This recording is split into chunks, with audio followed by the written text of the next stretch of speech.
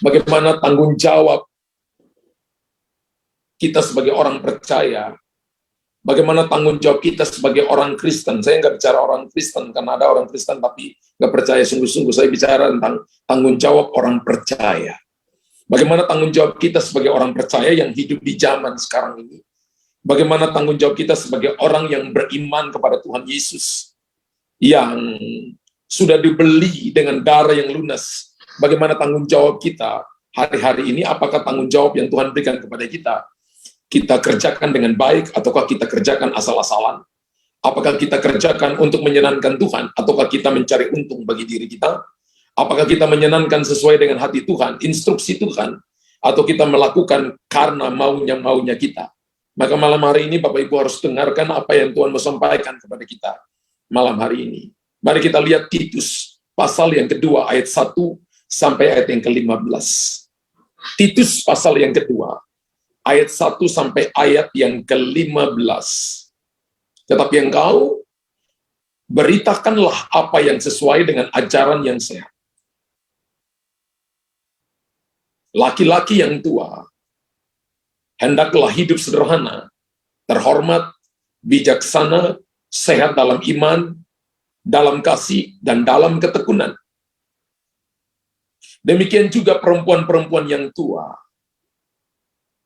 Hendaklah mereka hidup sebagai orang-orang yang beribadah. Jangan memfitnah, jangan menjadi hamba anggur, tetapi cakap mengajarkan hal-hal yang baik. Dan dengan demikian mendidik perempuan-perempuan muda mengasihi suami dan anak-anaknya. Ayat 5, hiduplah bijaksana dan suci, rajin, mengatur rumah tangganya, baik hati, dan taat kepada suaminya, agar firman Allah jangan dihujat orang. Demikian juga orang-orang muda, nasihatilah mereka, supaya mereka menguasai diri dalam segala hal. Dan jadikanlah dirimu sendiri suatu teladan dalam berbuat baik. Hendaklah engkau jujur dan bersungguh-sungguh dalam pengajaranmu, sehat dan tidak bercela dalam pemberitaanmu, sehingga lawan menjadi malu, karena tidak ada hal-hal buruk yang dapat mereka sebarkan tentang kita. Hamba-hamba hendaklah taat kepada tuannya dalam segala hal dan berkenan kepada mereka, jangan membantah. Ayat 10, jangan curang, tetapi hendaklah selalu tulus dan setia, supaya dengan demikian mereka dalam segala hal memuliakan ajaran Allah Juru Selamat kita. Ayat 11 berkata begini, karena kasih karunia Allah yang menyelamatkan semua manusia sudah nyata. Ia mendidik kita, supaya kita meninggalkan kefasikan dan keinginan-keinginan duniawi, dan supaya kita hidup bijaksana, adil, dan beribadah di dalam dunia sekarang ini. Dengan menantikan penggenapan pengharapan kita yang penuh bahagia, dan pernyataan kemuliaan Allah yang maha besar, dan Juru Selamat kita, Yesus Kristus. Ayat 14, yang telah menyerahkan dirinya bagi kita, untuk membebaskan kita dari segala kejahatan, dan untuk menguduskan bagi dirinya suatu umat kepunyaannya sendiri, yang rajin berbuat baik. Ayat 15, beritakanlah semuanya itu, nasihatilah dan yakinkanlah orang dengan segala kewibawaanmu. Janganlah ada orang yang menganggap engkau rendah. Kalau Bapak Ibu baca firman Tuhan ini, Titus 2 ayat 1-15, maka ada tanggung jawab kita sebagai orang percaya di sini. Rasul Paulus menulis kepada Titus supaya dia memberikan contoh kepada orang-orang Kristen supaya mereka mengikuti ajaran firman Tuhan dengan benar. Begini Bapak Ibu, menerima status sebagai orang Kristen, orang percaya, itu adalah anugerah semata-mata. Ingat baik-baik, status kita sebagai orang percaya itu adalah anugerah semata-mata. Itu gift, itu pemberian yang Tuhan berikan kepada kita. Tapi anugerah itu bukan cuma supaya kita duduk menyenangkan diri kita sendiri. Anugerah bukan berarti kita nggak kerja apa-apa. Anugerah itu harus diurus dengan baik. Anugerah itu Bapak Ibu harus kelola dengan baik. Anugerah itu satu waktu nanti akan diminta pertanggungjawaban. anugerah kehidupan dan keselamatan dari Tuhan Yesus satu waktu nanti harus dipertanggungjawabkan kembali kepada yang memberikan anugerah itu, yaitu kembali dipertanggungjawabkan di hadapan Tuhan. Ingat Tuhan pernah kasih bicara tentang 1 talenta, 2 talenta, dan 5 talenta. Yang 5 jadi 10, dapat 10 kota, 2 jadi 4, dapat 4 kota, tapi 1 dia simpan. Dan Alkitab berkata masing-masing diberikan menurut kesanggupannya. Setiap kita ini telah diberikan menurut kesanggupannya masing-masing. Kita diberikan anugerah, diberikan kepercayaan, diberikan tanggung jawab, menurut kesanggupan masing-masing. Kelola enggak kita?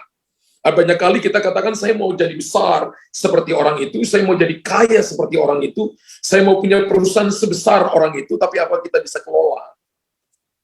Kalau yang kecil yang ada pada kita saya tidak bisa kita kelola, bagaimana kita bisa mengelola yang besar? Prinsip kerajaan Allah adalah kita harus mulai dari hal-hal yang kecil. Setia bukan cuma dengan 2-3 ekor domba seperti Daud. Tapi kalau kita belajar dari Daud, kesetiaan itu juga harus teruji di rumah lawan.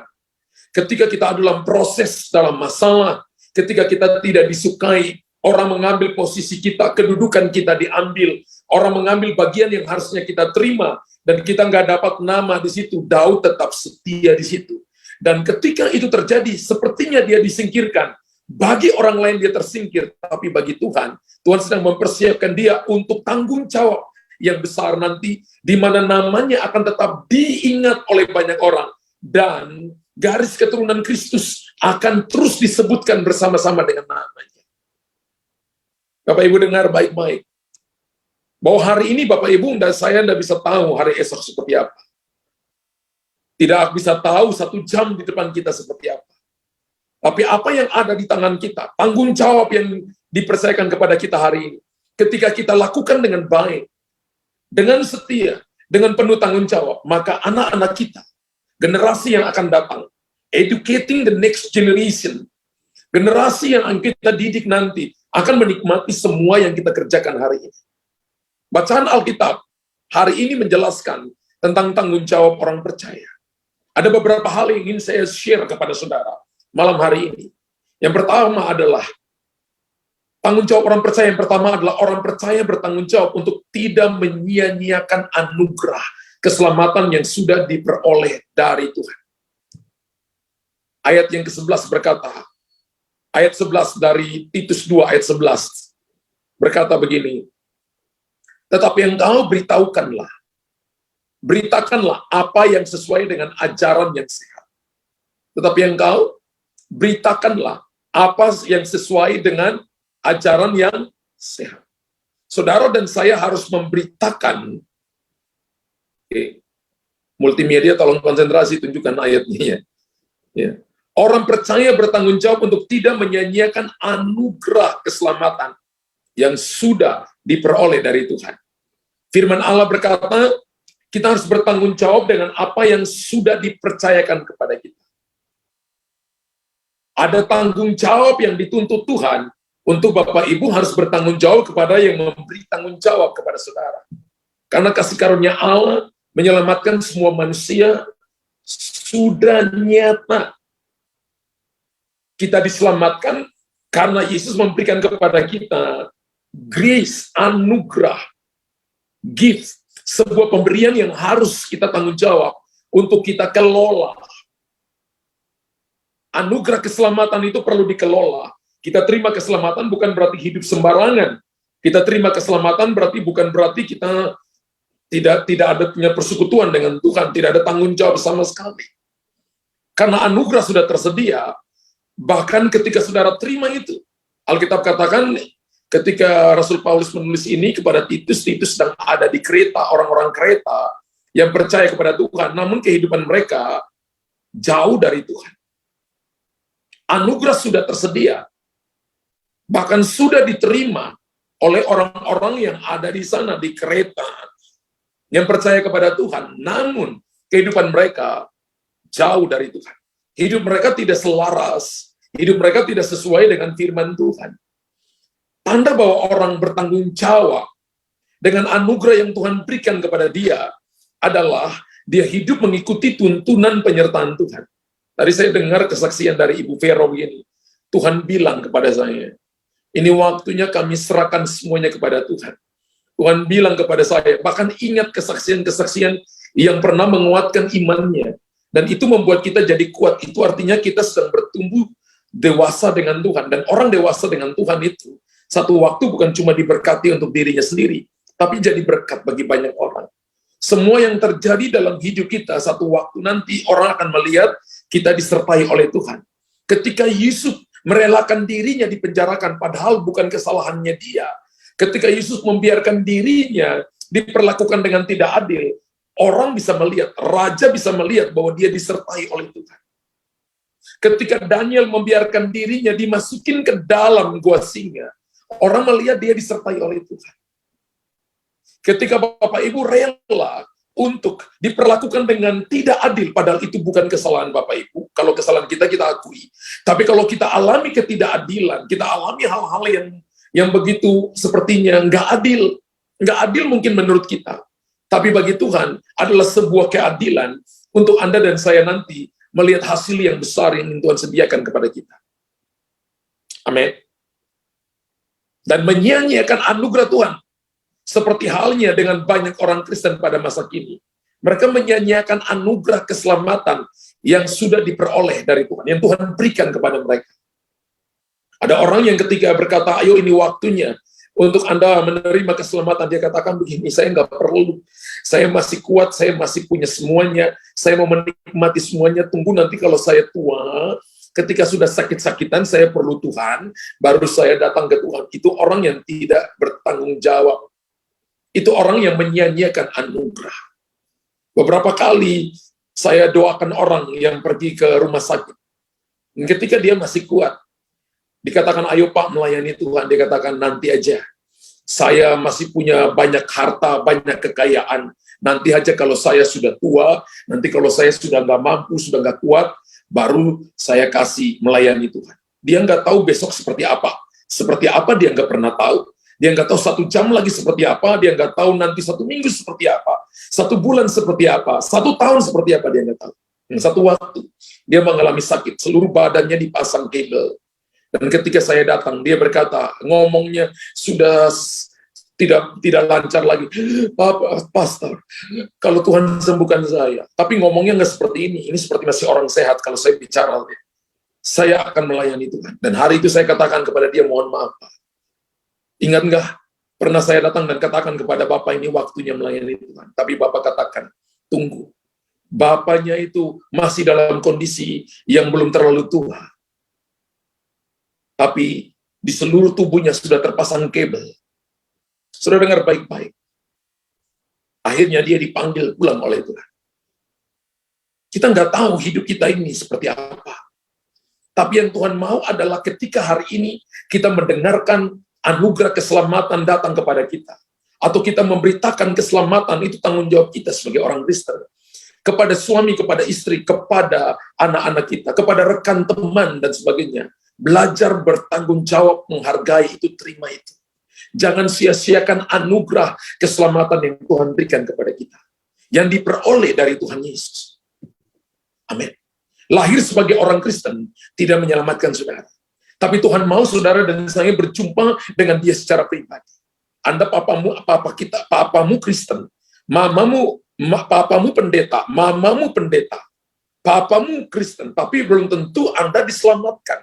Keselamatan hanya datang ketika kita mengakui dia sebagai Tuhan dan Juru Selamat, menurut Roma pasal 10 ayat 9 dan 10. Jika dengan mulut engkau mengaku bahwa Yesus adalah Tuhan dan Juru Selamat, percaya dalam hati bahwa Allah telah membangkitkan dia dari antara orang mati, maka engkau akan diselamatkan. Sebab dengan mulut engkau percaya dibenarkan, dengan hati engkau percaya dan diselamatkan. Sebab jika kamu mengaku dengan mulut bahwa Yesus adalah Tuhan, dan percaya dalam hatimu bahwa Allah telah membangkitkan dia dari antara orang mati, maka kamu akan diselamatkan. Ayat yang ke-10 berkata begini, karena dengan hati orang percaya dibenarkan, dengan mulut orang mengaku dan diselamatkan. Itu namanya Bapak Ibu dan saya membuat pengakuan dengan Tuhan. Sebuah covenant dengan Tuhan. Untuk bertanggung jawab atas hidup ini. Ini mulai jadi orang Kristen. Kristen itu artinya have Jesus, live in us. Kristen itu adalah Christ in you. Kristus ada di dalam kita. Lalu bertanggung jawab atas hidup kekristenan itu. Amin. Tidak menyia-nyiakan anugerah keselamatan yang sudah diperoleh dari Tuhan. Ketika Yesus naik ke atas kayu salib, dia nggak mati pura-pura. Dia nggak cuma miring kepala, lalu mati pura-pura. Lalu ada dua tetes darah saja, dan Yesus kelihatan tersenyum. No. Yesaya 53 berkata begini, wajahnya sudah tidak tampan lagi. Dan orang udah nggak bisa lihat wajahnya. Dia dicambuk, tubuhnya hancur. Dia mati untuk saudara dan saya supaya kita menerima anugerah keselamatan itu. Supaya Bapak Ibu yang tadinya miskin berkata aku jadi kaya, yang tadinya sakit bisa berkata aku sembuh, yang tadinya tidak ada jalan keluar sekarang ada jalan keluar. Ketika Bapak Ibu hargai anugerah keselamatan. Saya ingat ketika kami lagi membangun, ada begitu banyak suara yang datang kepada saya, pastor, jual aja tanah gereja. Pastor bisa beli di tempat yang lain. Dan beberapa kali saya mencoba, saya ikuti waktu itu. Karena kita sudah sampai pada sebuah tingkatan hopeless. Tapi saya selalu berkata begini, tidak.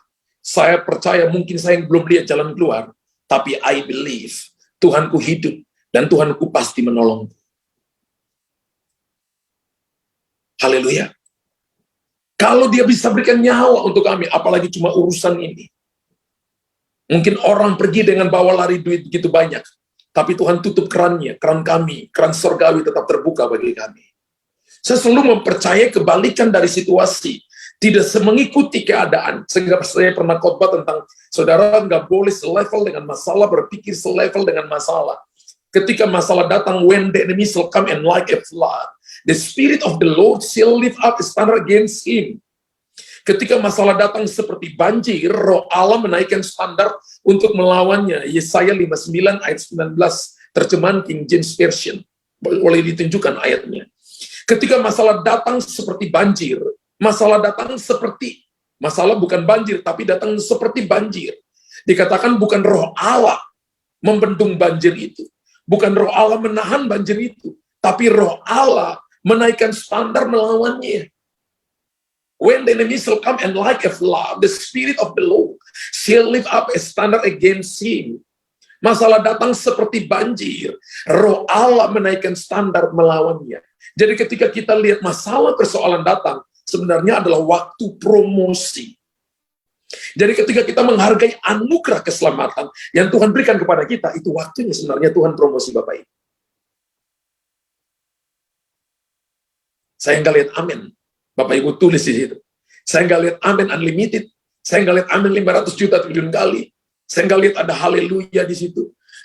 Ketika Bapak Ibu alami problem, masalah yang tidak masuk di akal, Anda buat baik tapi Anda disalahkan. Anda mencoba menolong orang lain, tapi uangmu dibawa lari. Anda mencoba untuk menolong seseorang, tapi kebaikanmu disalah mengerti oleh orang lain, justru Anda tidak dapat terima kasih. Justru Anda dibicarakan macam-macam. Saya beritahukan itu waktunya God's promotion. Semua hamba Tuhan, mereka adalah orang-orang manusia biasa, tapi mereka juga dibentuk oleh Tuhan.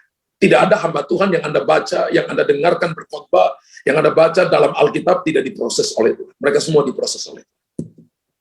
Mereka semua dibentuk oleh Tuhan. Yang membuat mereka berbeda dari orang lain adalah mereka selalu mempertahankan iman. Perkataan Tuhan yang Tuhan katakan kepada mereka, mereka pertahankan sampai mati. Kalau Bapak Ibu pernah, itu tanda bahwa mereka bertanggung jawab sebagai orang percaya yang sudah dipilih oleh Tuhan. Kalau kita lihat Ibrani pasal 11, ada yang tidak bisa melihat hasilnya. Ada yang tidak melihat apa yang Tuhan katakan kepada mereka.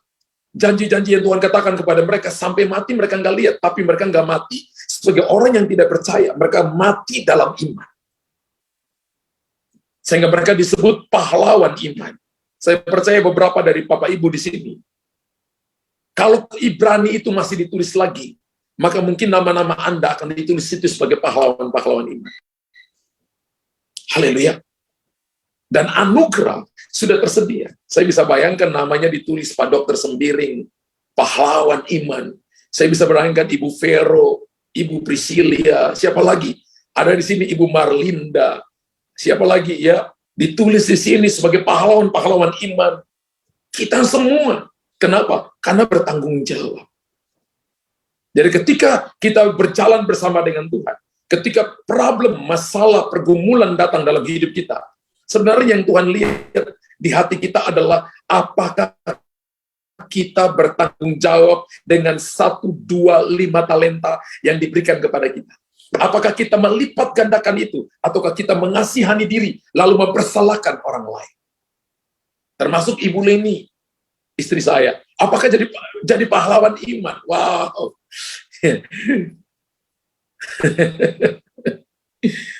Haleluya. Wah. Semua Bapak Ibu lah jadi pahlawan iman. Tulis dulu di situ. Saya pahlawan iman. Ya, nanti Bapak Ibu juga tulis nanti. Nama saya tidak disebutkan pastor percuma yang tertentu saja, tidak. Saya cuma sebutkan nama juga acak. Mohon maaf. Ya, tapi Bapak Ibu tulis itu, saya pahlawan iman.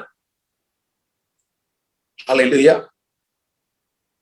Saya ada kalanya itu dengan Tuhan itu datang begini. Saya sempat tanya, sempat doa puasa. Terutama dalam Matius pasal 7 ayat 20-21. Ada perkataan Tuhan di situ berkata begini, hari ini baru aku berterus terang kepadamu, aku tidak mengenal engkau. Kalau Bapak Ibu lihat ayat 20-21, karena ada ayat yang mengatakan begini, mereka mengusir setan dalam namaku, mereka bernubuat dalam namaku, tapi aku padamu, aku tidak mengenal mereka. Kan pelayanan yang Tuhan percayakan kepada saya salah satunya adalah bernubuat. Ngusir setan juga. Pernah saya ambil waktu doa dan berpuasa, tanya Tuhan begini, Tuhan, kenapa nggak beritahukan dari sekarang? Kenapa mesti nanti ada di hadapanmu baru engkau beritahukan? Saya pernah doa puasa berapa hari, hampir 14 hari tanya Tuhan tentang itu. Sudah tahu apa yang Tuhan jawab? Apa yang terjadi? Silent. Lalu hari ke-14 Tuhan bilang gini, aku bilang itu rahasia, artinya itu sebuah rahasia, sampai nanti engkau berdiri di hadapanku. Berarti saya juga nggak aman. Saya harus mengurus tanggung jawab yang dipercayakan kepada saya dengan baik. Bapak Ibu bisa mengerti. Kalau hamba Tuhan, kalau gembala, pastor saya bilang dia nggak aman, saudara dan saya juga harus berusaha dengan sungguh-sungguh untuk mengurus anugerah ini dengan baik. Itu tanggung jawab. Kita tahu, kita pernah kerja dengan seseorang, atau kita mungkin punya usaha sendiri. Dan ketika usaha itu kita ambil, kita kerjakan, mungkin Bapak Ibu pakai fasilitas dari bank, Bapak Ibu ambil uang dari bank untuk usaha. Dan ketika Bapak Ibu uang itu keluar, maka tanggung jawab kita adalah cicilan setiap bulan, sesuai dengan kemampuan kita, sesuai yang sudah disepakati dengan bank, kan begitu. Dan itu menjadi tanggung jawab kita harus bangun pagi-pagi, harus merencanakan segala sesuatu dengan baik, untuk melakukannya dengan baik, sehingga hasilnya tidak buntung, tapi untung. Benar? Yesus mengambil tanggung jawab menyelamatkan saudara dan saya. Lalu anugerah keselamatan ini sudah kita terima dari Tuhan. Bukan berarti bahwa kita leha-leha. Bukan berarti bahwa kita santai. Ada yang nggak bisa bangun pagi berdoa. Aduh malas. Ada yang ibadah saja. Aduh buang-buang waktu katanya. Aduh masuk pelayanan. Aduh aku nggak punya waktu. Kita nggak ngurus. Satu waktu nanti Tuhan berkata, hamba yang tidak setia dan hamba yang jahat dilemparkan ke dalam perapian yang bernyala-nyala. Ingat bahwa 5 berkat, ada 5 privilege ketika saudara melayani Tuhan. Dilindungi dari sorga, dipimpin dari sorga, dapat promosi sorga, dapat suai sorga, dapat kuasa sorga. 5 hal ini akan menjadi bagian saudara dan saya ketika kita melayani Tuhan sungguh-sungguh. Mari, hal yang pertama, belajar hargai anugerah keselamatan. Bertanggung jawab dan tidak menyanyiakan anugerah keselamatan. Yang kedua, orang percaya bertanggung jawab untuk membuang dosa. Dosanya bukan cuma berzina. Dosanya juga pikiran yang jahat. Dosanya juga kemalasan adalah dosa. Iri hati, dengki, kikir, malas, pelit juga adalah dosa. Dengan Tuhan itu harus boros. Saya lihat muka saudara dan saya bukan muka pelit, tapi muka murah hati semua saudara ya. Ya, muka saudara adalah muka yang murati. Orang percaya harus bertanggung jawab untuk membuang dosa. Dosa itu seperti sampah, Bapak Ibu. Ada doa Bapak Ibu yang simpan sampah 1 tahun di dalam dapurnya dan tidak buang, katanya mau dijadikan pajangan di dalam dapur. Ada. Hanya orang gila yang melakukan itu. Enggak ada orang yang simpan sampah selama bertahun-tahun dalam rumahnya dan berkata bahwa itu permata. Enggak ada. Justru dia akan tahu bahwa itu sumber masalah, sumber penyakit. Harus dibuang every day. Saya di rumah suruh anak-anak buang sampah itu 2 kali. Yang pagi sampai siang dibuang, sore dibuang, yang malam nanti juga dibuang. Kenapa? Kita nggak mau rumah kita penuh dengan sampah, penuh dengan kotoran. Tuhan juga nggak mau saudara dan saya penuh dengan dosa. Simpan dosa, masih lakukan dosa. Kenapa? Karena dosa menghambat berkat Tuhan. Dan tanggung jawab kita sebagai orang percaya adalah tidak boleh lakukan dosa. Tulis di kolom komentar. Tanggung jawab kita sebagai orang percaya, tidak boleh lakukan dosa. Kalau kemarin masih lakukan, hari ini berhenti. Kalau minggu lalu masih lakukan, berhenti hari ini. Hidup bertanggung jawab untuk membuang dosa. Dan menolong orang-orang lain, supaya mereka belajar percaya kepada Tuhan. Karena Yesus telah mati bagi saudara dan saya. Telah menebus kita daripada dosa kita. Dosa bukan cuma menghambat berkat Tuhan. Dosa itu membutakan mata rohani orang percaya untuk melihat dan melakukan kehendak Tuhan. Ketika Bapak, Ibu, dan saya hidup dalam dosa, bukan cuma perzinahan, bukan cuma iri hati, dengki, amarah, kesombongan, bukan cuma pelit, medit, bukan cuma itu. Tapi ketika saudara melakukan dosa, saudara tidak mau melayani Tuhan dengan sungguh-sungguh, tidak mau berdoa sungguh-sungguh, maka itu membutakan mata rohani kita untuk melihat dan melakukan kehendak Tuhan. Ada banyak orang Kristen yang tidak mau melakukan kehendak Tuhan. Saya pernah ketemu dengan orang, ketika saya konseling, dia katakan begini, dia nggak bisa ngampuni anak-anaknya. Padahal anak-anaknya diberkati Tuhan. Tapi ketika saya konseling dengan anak-anaknya, dia kata, saya tanya gini, kamu nggak bisa ngampuni siapa? Dia katakan, Papa, kenapa? Papa nyakiti kita dengan perkataan, dengan perbuatan. Mau nggak papamu dilayani? Mau. Mau nggak kamu ngampuni Papa? Saya mau ngampuni Papa. Tapi ketika saya berhadapan dengan orang tua ini, umurnya kurang lebih sudah 70 tahun lebih. Dan dia katakan, saya nggak mau ngampuni anak-anakku. Sekalipun hari ini saya mati, Pastor. Saya katakan, ini orang tidak ngampuni itu, tidak masuk di sorga, Pak. Dia katakan, sekalipun saya masuk neraka, tapi saya tidak mau ngampuni anak-anak. Saya katakan begini, Pak, anak-anak Bapak ini anak Bapak, ataukah Bapak ambil mereka? Ataukah mereka cuma datang, Bapak datang lagi sudah besar untuk Bapak? Dia katakan, itu anak-anak saya. Tapi bagaimana sampai Bapak tidak katakan sampai Bapak pertaruhkan seluruh kehidupan Bapak, bahkan memilih masuk neraka gara-gara tidak mau ngampuni anak-anak? Kesalahan apa sih yang mereka lakukan untuk Bapak? Dia tetap tidak mau. Dan saya ingat 3 bulan kemudian dia meninggal. Saya bisa bayangkan saudara kehidupannya menurut Matius, menurut kitab Yohanes pasal yang Matius pasal yang ke-5 23 25, Matius pasal 6 14 15 dan Amsal 27. Orang yang tidak mengampuni tidak diampuni oleh Bapa di surga. Orang yang tidak mengampuni saja dilarang untuk ibadah.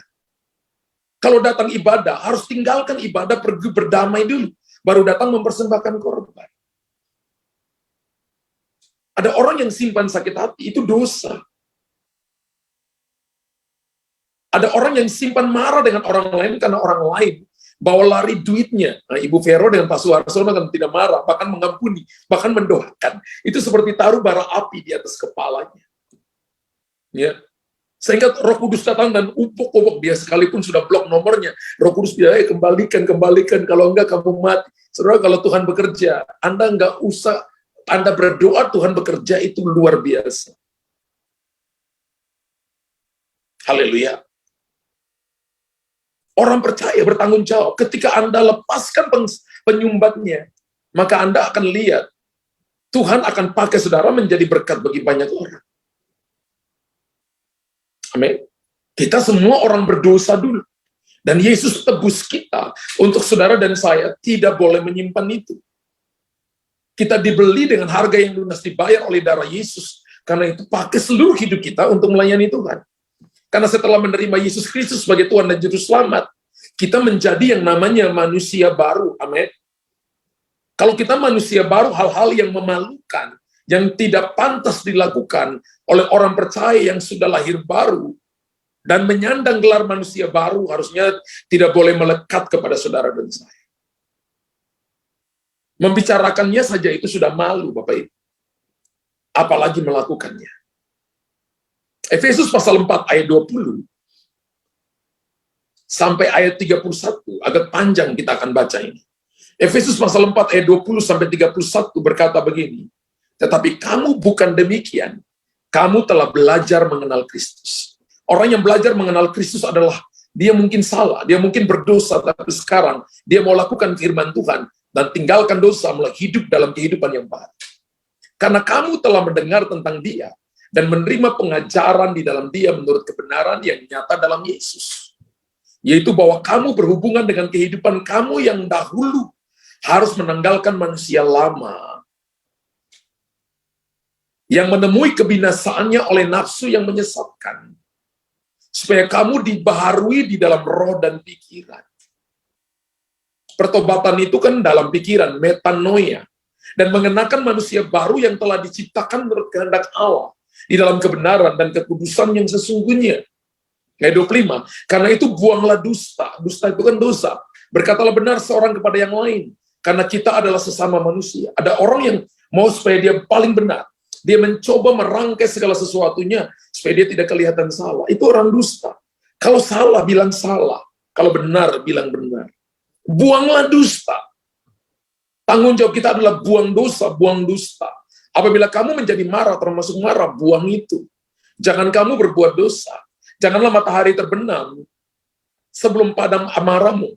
Berapa banyak orang 5 tahun matahari tidak tenggelam karena dia masih simpan sakit hati, masih simpan amarah. Jadi bagi dia matahari itu tidak tenggelam. Saya pernah konseling sama orang, dia katakan, pastor, matahari tidak tenggelam. Loh, kok kamu katakan begitu? Kan ada ayatnya, pastor. Ya saya ingat, saya tahu ayatnya itu Yosua katakan. Tapi saya katakan itu cuma 1 hari, karena Tuhan mendengarkan seorang manusia dengan luar biasa. Tapi bukan untuk orang sakit hati. Yosua bukan tipikal orang sakit hati. Dia katakan begini, bagi saya pun matahari tidak tenggelam, jadi saya masih tetap juga marah dengan saudara saya. Itu orang yang gila, dia bikin ayatnya sendiri. Ya, saudara dengar Alkitab katakan, apabila kamu menjadi marah, janganlah kamu berbuat dosa. Janganlah matahari terbenam sebelum padam amarahmu. Janganlah beri kesempatan kepada iblis.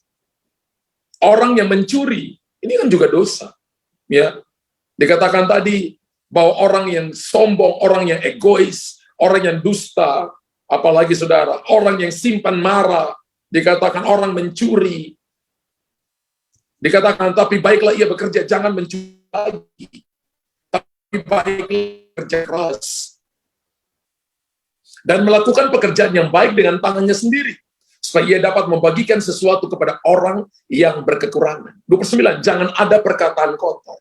Perkataan kotor juga harus dibuang. Jangan ngomong perkataan kotor. Perkataan kotor termasuk perkataan yang tidak membangun. Jangan ada perkataan kotor keluar dari mulutmu. Tapi pakailah perkataan yang baik untuk membangun di mana perlu. Supaya mereka yang mendengarnya beroleh kasih karunia.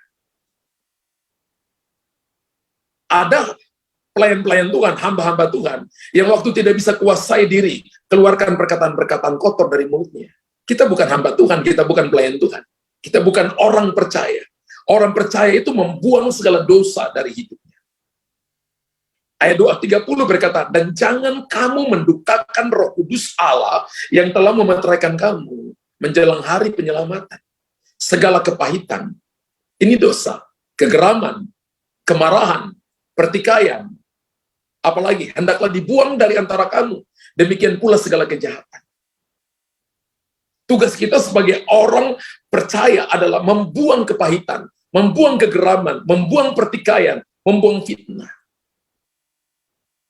Ayat 32, tetapi hendaklah kamu ramah seorang terhadap yang lain, penuh kasih mesra dan saling mengampuni, sebagaimana Allah dalam Kristus telah mengampuni kamu. Wow. ayat 32, apa bisa terjadi dengan sendirinya? Bisa. Bagi mereka yang mau bertanggung jawab. Misalnya contoh Bapak Ibu sedang bertengkar di rumah, ya, sedang bertengkar hebat, bahkan sampai banting piring, banting kursi makan, banting meja makan, kulkas juga dibanting, handphone juga dibanting. Tiba-tiba saya datang di rumah Bapak Ibu, Anda dengar bunyi mobil saya masuk ketok pintu, shalom, Anda lagi bertengkar hebat.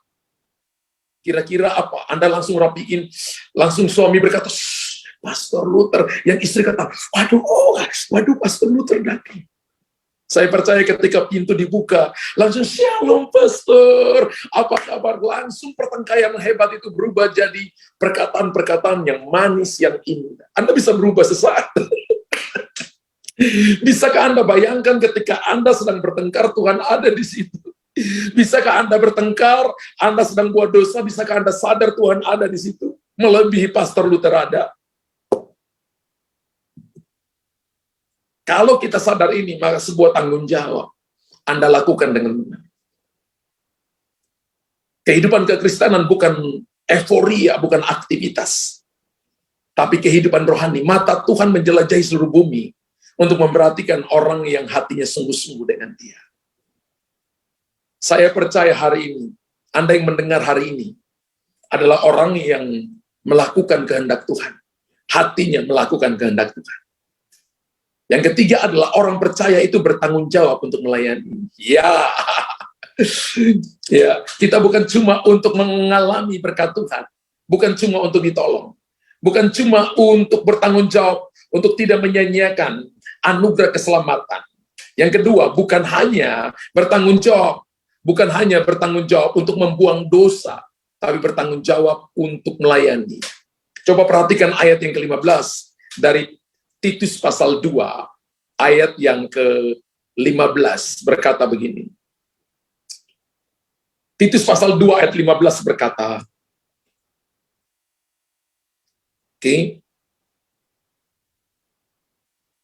beritakanlah semuanya itu, nasihatilah, dan yakinkanlah orang dengan segala kewibawaanmu.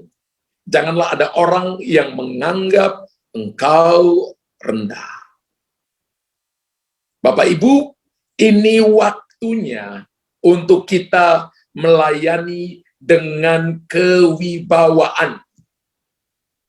Orang bijaksana menurut Matius 7 ayat 24-27 adalah orang yang mendengar firman, melakukan firman. Ada yang berkata kepada saya, Pastor, anak saya mau menikah. Wow, luar biasa. Kenapa? Pastor, dia datang, bawa mobil, bawa duit, itu bawa Pastor. Bawa mobil, bawa duit, bawa macam-macam. Saya katakan, kalau itu dari Tuhan, no problem. Ya. Tapi kalau misalnya kita datang dan tidak bertanggung jawab untuk melayani Tuhan dengan sungguh-sungguh, maka kita akan salah di hadapan Tuhan. Saudara dan saya dipanggil untuk melayani Tuhan. Tulis di kolom komentar, saya dipanggil melayani Tuhan. Dan Injil keselamatan Allah wajib diteruskan. Rasul Paulus menyebut hal itu sebagai pekerjaan yang baik. Ketika Bapak Ibu cerita firman kepada orang lain yang belum kenal Yesus, Alkitab katakan itu pekerjaan yang baik. Dan satu-satunya yang wajib dilakukan oleh semua orang. Bapak Ibu mungkin nggak dikasih kesempatan untuk khotbah di mimbar, atau seperti saya di tempat ini. Tapi Bapak Ibu bisa bicara kapan saja kepada seseorang yang membutuhkan kebenaran firman ketika dia belum tahu firman Tuhan.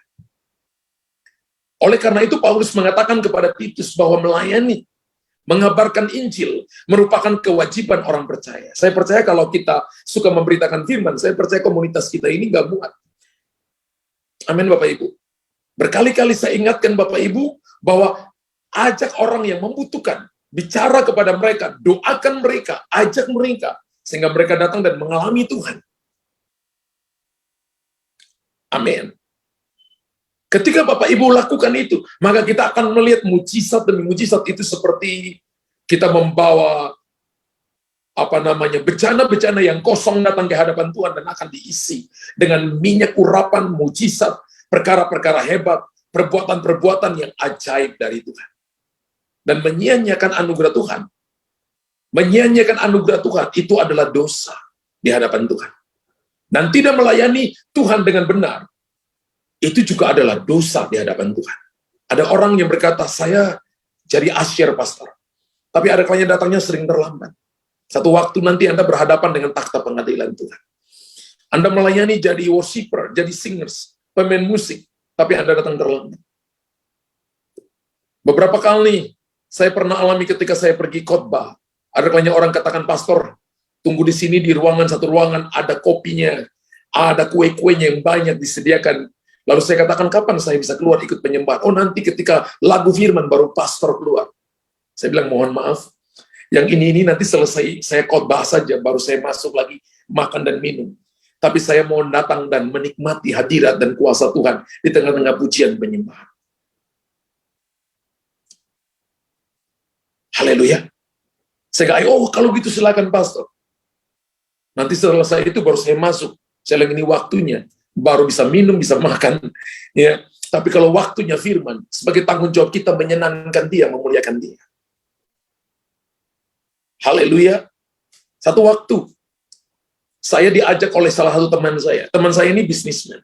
Bersama dengan istri kita pergi ke salah satu mall, di salah satu kota besar Indonesia. Dia katakan kepada saya, Pastor Luther, ayo kita pergi. Ketika dapat sebuah butik, dan saya tahu itu butiknya memang butik yang untuk kualitas harganya mahal. Mereka masuk, saya pikir mereka yang mau beli pakaian, tapi mereka berkata kepada saya, Pastor, pilih yang pastor mau, silakan pilih. Nah, saya ingat waktu itu saya pilih satu kaos dengan satu kemeja, terus saya masuk di fitting room. Ketika saya masuk di sana untuk coba bajunya, mereka suami istri datang bawa, ayo pastor, ukur pastor. Ketika saya sedang di bawah itu, saya dengar Roh Kudus bilang untuk saya, hati-hati. Ketika saya dengar hati-hati, saya tahu bahwa ini sebuah ujian. Hati untuk saya. Dan semuanya itu saya nggak ukur, saya cuma ukur 2 yang tadi saya ambil, dan saya bawa itu keluar. Kemudian setelah sampai di kasir, saya cuma bilang, saya cuma ambil ini Pak, Ibu. Oh kenapa nggak ambil yang lain? Nggak, hanya 2 ini saja. Ketika selesai dibayar dan keluar dari butik itu, saya dengar Roh Kudus bilang untuk saya, kamu lulus ujian, kamu hamba yang baik. Hamba Tuhan juga punya ujian. Punya ujian hati. Beberapa kali saya diminta pergi pelayanan. Ada kalanya orang yang undang saya juga nggak bayar tiketnya. Tapi saya katakan begini, tugas saya hamba Tuhan, saya tetap pergi. Biarkan tiket kami bayar. Ketika saya sampai di sana, itu gereja besar.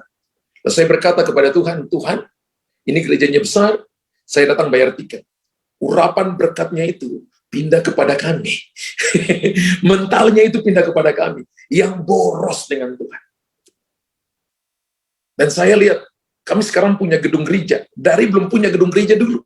Saya pernah diundang ke gereja. Dan mereka gedungnya besar, jemaatnya banyak. Tapi mereka berkata, kami nggak punya uang bayar uang tiket pastor. Saya bilang, nggak apa-apa. Nggak apa-apa.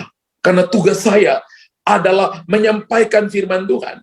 Mengabarkan Injil. Bukan masalah itu. Kalau saya masih bisa bayar dan Tuhan masih berkati saya. No problem. Saya juga nggak datang dan nggak nuntut sama sekali. Nggak bilang ini, nggak bilang itu. Saya ketika di hotel, saya cuma katakan, Tuhan, saya mau punya hati seluas samudra. Saya nggak mau punya hati seperti mulut botol. Saya nggak mau punya hati seperti mulut ember. Yang bisa dilihat kesalahan orang. Yang mengukur segala sesuatu dengan sangat sempit. Tapi kalau hati seluas samudra, saudara punya segala sesuatu yang sangat luas, Anda akan memberi makan banyak orang. Dan menolong banyak orang. Haleluya. Amin. Jangan menyanyiakan anugerah Tuhan. Hidup dalam dosa dan tidak melayani adalah tindakan yang tidak bertanggung jawab. Orang itu bukan orang Kristen sejati. Orang yang tidak bertanggung jawab. Orang yang tidak mau membuang dosanya. Itu bukan orang Kristen sejati. Tapi orang Kristen sejati adalah ketika Tuhan tegur. Ketika dia terima firman Tuhan. Maka dengan tanggung jawab dia berkata, aku salah, aku berdosa, aku buang dosa. Pertanyaannya hari ini yang perlu kita jawab. Sudahkah saudara dan saya bertanggung jawab atas anugerah Tuhan ini? Sudahkah saudara dan saya bertanggung jawab atas anugerah Tuhan ini? Anugerah untuk kita menghargai keselamatan. Anugerah untuk kita membuang dosa kita. Dan anugerah untuk melayani. Ada banyak orang yang selalu hitung-hitung dengan Tuhan. Untuk waktu. Ada banyak orang, saya lihat ada orang yang betul-betul yang gak punya apa-apa, tapi sombong luar biasa. Tapi saya juga temukan ada kayaknya orang kaya raya, tapi punya hati yang mau melayani. Ada orang yang sangat sibuk, tapi mereka berkata gini, untuk Tuhan kami mau, pastor. Untuk Tuhan kami mau, karena kami tahu bahwa semua yang kami miliki itu datang juga dari Tuhan. Dan saya percaya bahwa saudara dan saya di tempat ini adalah orang-orang yang dipilih oleh Tuhan, yang mau melayani Tuhan dengan sungguh-sungguh. Ayat yang ke-12, Titus 2 ayat 12 berkata, Ia mendidik kita supaya kita meninggalkan kefasikan dan keinginan-keinginan duniawi, dan supaya kita hidup bijaksana, adil, dan beribadah di dalam dunia sekarang ini. Yesus mendidik kita supaya kita meninggalkan kefasikan dan keinginan-keinginan dunia ini, dan supaya kita hidup bijaksana, adil, dan beribadah di dalam dunia sekarang ini. Saya berdoa hari ini biarlah kita jadi orang bijaksana, jadi orang adil, suka beribadah, suka melayani Tuhan, hidup di dunia sekarang ini, supaya menyenangkan hati Tuhan. Anda diberkati Tuhan malam hari ini, yang berkati Tuhan malam hari ini, tulis di kolom komentar, saya sungguh amat diberkati Tuhan malam hari ini. Haleluya. Tuhan hamba sudah selesai menyampaikan isi hati. Dan Roh Kudus, Engkau ada bersama-sama dengan kami. Holy Spirit, Engkau sedang bekerja dengan cara hebat dan cara yang luar biasa. Cara-cara yang orang belum pikirkan, Tuhan nyatakan bagi kami. Sehingga kami akan melihat perkara-perkara ajaib, perkara-perkara luar biasa yang akan Engkau nyatakan dalam setiap kehidupan kami. Engkau temukan kami malam ini menjadi orang-orang yang bisa dipercaya. Engkau temukan kami malam ini orang-orang yang menghargai anugerah Tuhan, yang menghargai anugerah keselamatan, yang membuang segala dosanya, yang menerima tanggung jawab untuk melayani dengan sungguh-sungguh, sekalipun masalah, persoalan, tapi datang melayani Tuhan adalah satu anugerah. Hari ini ketika kita dipanggil melayani Tuhan, melayanilah Dia dengan sungguh-sungguh. Berikan yang terbaik bagi Tuhan. Berikan yang terbaik bagi Tuhan. Martin Luther Senior berkata, kalau engkau jadi tukang sapu, nyapulah sampai malaikat bisa bercermin di situ. Kalau engkau jadi seorang yang melayani dengan sungguh-sungguh, layanilah sedemikian rupa, sampai malaikat pun tersipu-sipu melihat Anda. Saya percaya malam hari ini kami menerima sesuatu yang ilahi. Dan jemaat Tuhan dengar baik-baik. Ini yang perlu Anda perhatikan. Sebuah nubuatan yang ingin saya lepaskan kepada saudara untuk Anda dengarkan tahun 2022. Sampai 2024 akan menjadi tahun untuk terjadi bagi kita, bagi mereka yang percaya pada Tuhan dengan sungguh-sungguh, di mana mereka akan melihat mujizat demi mujizat besar yang akan terjadi ketika mereka bertanggung jawab dengan apa yang Tuhan percayakan kepada mereka. Tahun 2022 sampai 2024 juga akan menjadi tahun pembalikan keadaan yang tadinya buntung jadi untung, yang tadinya lemah menjadi kuat, yang tadinya hancur sekarang menjadi lebih baik. Lalu sebaliknya, percepatan dari Tuhan sedang terjadi dalam rentan waktu ini, dan umat Tuhan harus mencari Tuhan dengan sungguh-sungguh dan belajar percaya kepada Tuhan dengan benar. Jangan bersandar kepada pengertianmu sendiri. Haleluya. Jangan bersandar kepada pengertianmu sendiri. Belajarlah mempercayai Tuhan dengan benar. Dan Anda akan melihat perkara-perkara ilahi akan terjadi dalam hidup saudara dan saya. Tuhan akan melakukan perkara-perkara besar. Dan perkara-perkara besar akan dinyatakan dalam kehidupan saudara dan saya. Ini adalah waktunya di mana Anda akan melihat hal-hal luar biasa, hal-hal hebat yang akan terjadi dalam hidup saudara dan saya. Bapak Ibu, terima itu. Terima kekuatan itu dari Tuhan. Terima kemampuan ilahi itu dari Tuhan. Dalam nama Yesus Tuhan. Dalam nama Yesus Tuhan. Dalam nama Yesus. Bapak, terima kasih untuk malam ini. Engkau sedang bicara kepada umat-Mu. Bahkan Engkau sudah bicara kepada kami. Materaikan firman. Biarlah kami menghidupi firman-Mu dengan sungguh-sungguh. Sehingga kami hidup menyenangkan hati Tuhan. Dalam nama Yesus.